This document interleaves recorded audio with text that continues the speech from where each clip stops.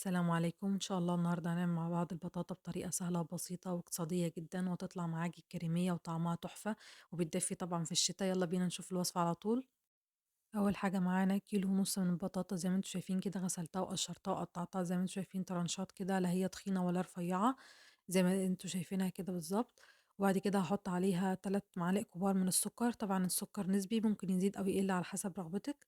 وكوباية إلا ربع من المَيّة، ممكن تبدّلي المَيّة بلبن بس أنا حبيت أحط مَيّة عشان تطلع خفيفة أكتر، ونرفعها على نار عالية لحد ما تغلي. أول ما تغلي بنوطّي النار وكل شوية نبدأ نقلّب فيها، وإحنا بنقلّب هتبدأ تتهرس معانا زي ما أنتم شايفين كده، بنسيبها لحد ما تستوي خالص، نتابعها بالتقليب المستمر كل شوية لحد ما نتأكد إنها شربت المَيّة بتاعتها كلّها واستوت خالص زي ما أنتم شايفين كده، وكل شوية باقلّب فيها وهي أساسًا بالتقليب هتبدأ تتهرس معانا. بافضل أقلِّب فيها لحد ما توصل معايا لقوام كريمي زي ما أنتم شايفين كده.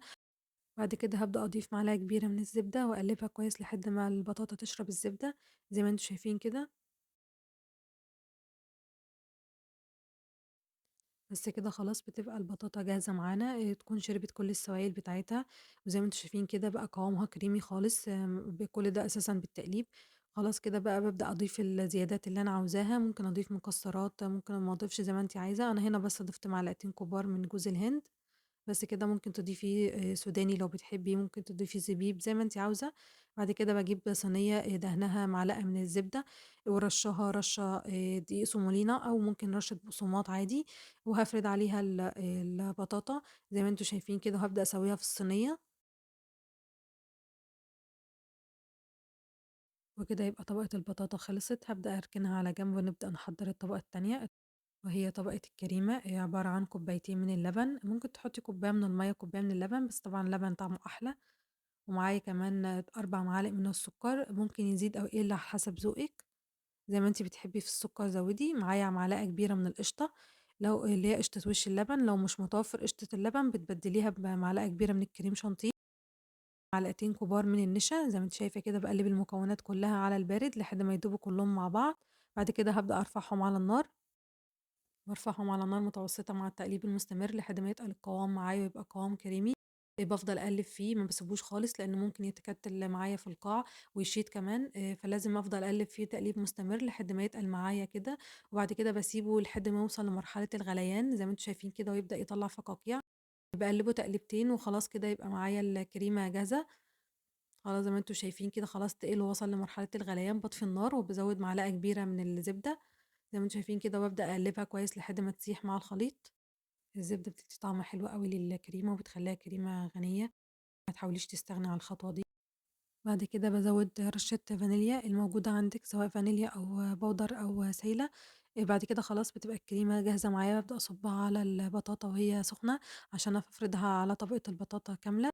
ما ينفعش أسيبها لحد ما تبرد وبعد كده أفردها، مش هاعرف أفردها تبقى صعبة معايا في الفرد ومش هتبقى سطحها مستوي. وبابدأ أفرد طبقة الكريمة وأوزّعها كويس على طبقة البطاطا زي ما أنتم شايفين كده. وعشان ندّي لصينية البطاطا لون دهبي حلو، أنا هنا جايبة معلقة كبيرة من القشطة وش اللبن، مخففاها بمعلقتين من اللبن، وهابدأ أفردها على وش الكريمة زي ما أنتم شايفين كده، أو ممكن تدهني وشها بمعلقة كبيرة من الزبدة أو السمنة السايحة، برضه هتدّي لون وطعم حلو جدًا. اللي موجود عندِك أو متوفر عندِك اعملي بيه. بعد كده هتدخل الفرن نكون مسخّنينه من قبل كده لمدة 10 دقايق على درجة حرارة 200، هي بس تتشمّع وتتنغم الطبقات مع بعض لإن كل حاجة مستوية. بعد كده هاولّع الشواية تاخد لون حلو من فوق زي ما أنتم شايفين كده. بس كده بتبقى جاهزة معانا، تاكلوها زي ما أنتم عاوزين بقى، أنا عن نفسي باحب آكلها دافية. لو أنتم عاوزينها تبقى طبقة متماسكة بتستنوا عليها لحد ما تبرد خالص، لكن هي طبعًا بتبقى وهي دافية أحلى عشان تدفّينا في الشتا. أنا هنا ما استنيتش عليها وقطعتها وهي سخنة على طول، بتطلع كريمي زي ما أنتم شايفين كده. لو عايزين تاخدوها قطع بتبقى قطع طالعة كاملة ومتماسكة بتستنوها لحد ما تبرد خالص. لكن أنا هنا باحب آكلها وهي سخنة ودافية بتكون طعمها كريمي تحفة، ما بتحسوش إن أنتم بتاكلوا مهلبية، لكن بتحسوا إن أنتم بتاكلوا كريمة. وتبقى الطبقات متناغمة مع بعضها، طبعًا لو حابين تزودوا طبقة الكريمة عن كده تقدروا، لو حابين تزودوا البطاطا برضه عن كده زي ما أنتم عايزين، الحاجات دي بتبقى في إيديكم، بس هي طعمها وهي دافية بيكون كريمي جدًا ومتناغم مع بعضه. وصلتوا معايا لحد هنا ما تنسوش تدعموني بلايك على الفيديو، ولو أول مرة تشوفوني ما تنسوش تشتركوا في القناة وتفعلوا زر الجرس عشان يوصل لكم كل جديد.